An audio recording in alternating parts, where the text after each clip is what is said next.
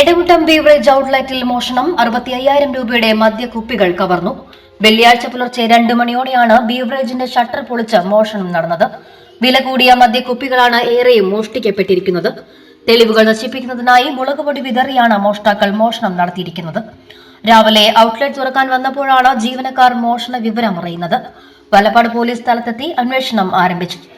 വിരലടയാള വിദഗ്ധരും ഡോഗ് സ്ക്വാഡും സ്ഥലത്തെത്തി തെളിവുകൾ ശേഖരിച്ചു.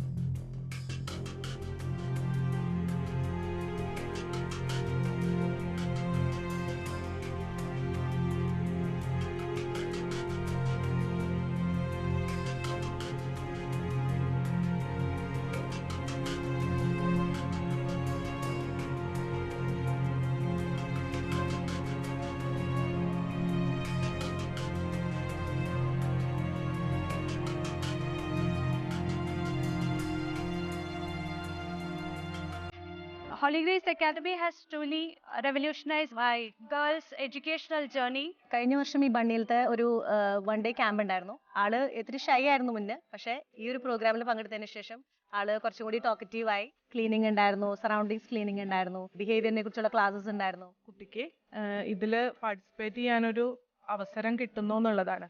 അത് എൻ്റെ മകളുടെ കോൺഫിഡൻസിനെ ഒരുപാട് മെച്ചപ്പെടുത്തിയിട്ടുണ്ട്.